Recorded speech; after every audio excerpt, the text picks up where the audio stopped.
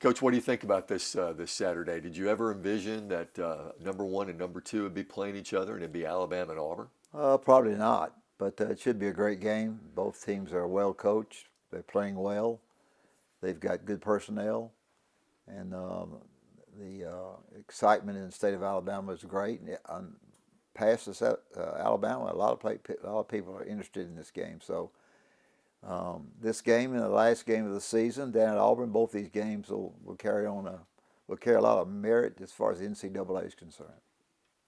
And the job that Nate has done there, assess the job that he's done since he's been there. Well, he's done great. He's recruited well. I think he plays a style of play that is beneficial for him because I think the recruits like it. They like to shoot a lot of threes. It helps him in his recruiting. His staff has done a good job there. You have to get good players, and they've got good players, and they've done a good job with them. I think the style that they play, playing fast, shooting threes, getting a lot of layups, doing the things that they do, really entertains the fans more so than just a slow game. So I'd say that Nate's done a terrific job in getting good players and getting them to play the way he wants to play. Anytime you're, averaging 90 points a game and you're the number one leading offensive team in the SEC, that's big. When you look at this game, and you've been an analyst before, on the network, what's got to happen? Got to happen for each team to win. Well, I think rebounding is going to be a big key, and the reason I say that is you're going to have to get more shots in the opponent. And the guy who rebounds offensively, if they miss the first or second shot, and they get 2 and 3 shots per possession, has a better chance to win than the teams that don't do that. And naturally, defensively, you want to do quite different and limit your opponent to getting offensive rebounds. So rebounding defensively and offensively, I think, is the key in the game.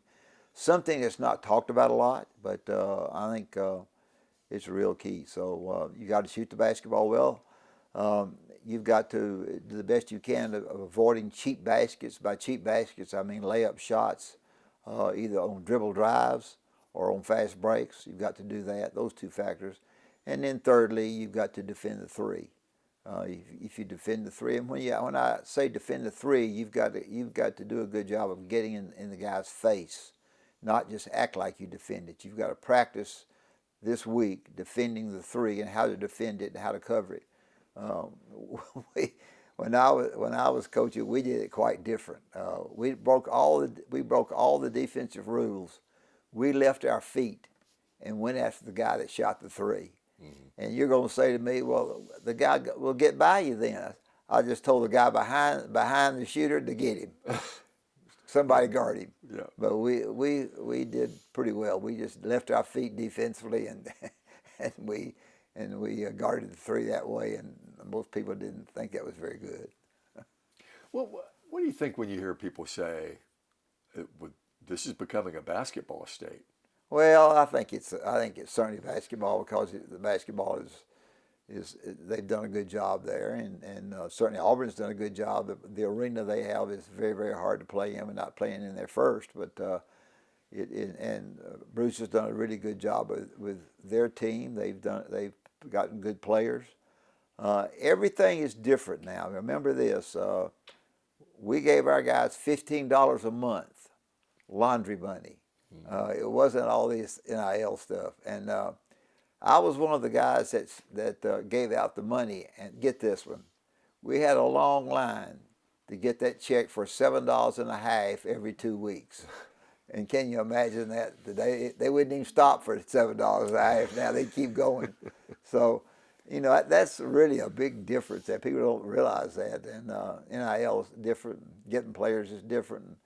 And when Sonny was down at Auburn, Bartow was at UAB, us three, and there was a lot of interest in basketball. More so interest now because the media is gone every direction and everything's great. Mm-hmm.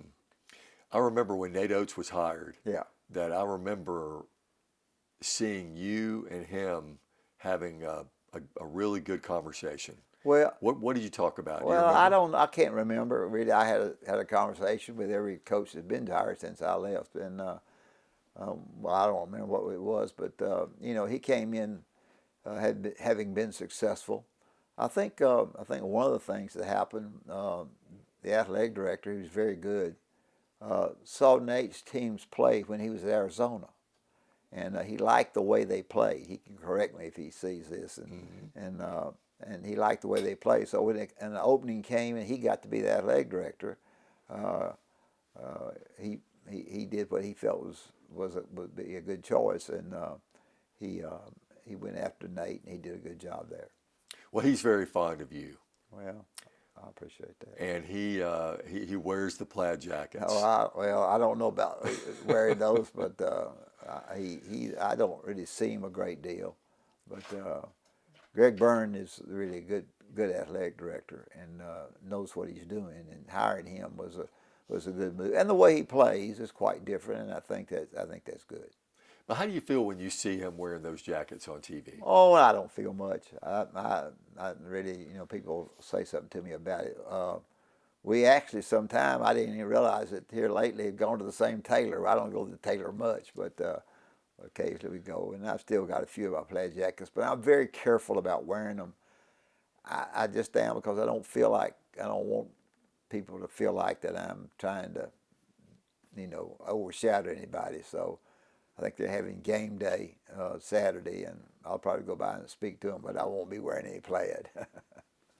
Coach, how much would it mean to you personally if Alabama could win a national championship in basketball? Well, it'd be great, because I've been involved all the way from in high school when Johnny D was the coach and the Rocket 8 played. There's nobody that to watch this show is going to remember that. And they beat Kentucky, the worst Kentucky had ever been beaten in Montgomery.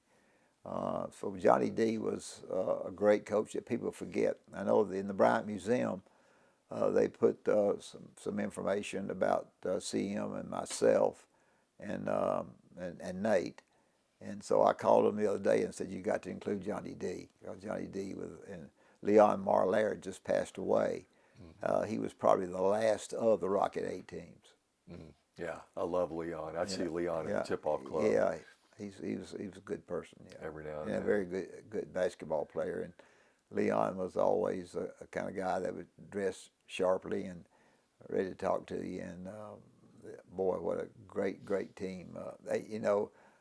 Johnny D spoke at my high school banquet, and I wasn't good enough to play, but they wanted to make me feel good. So one of them said, "Would you take Wimp over there?" And he said, "I'd take him down there. I'd give him books."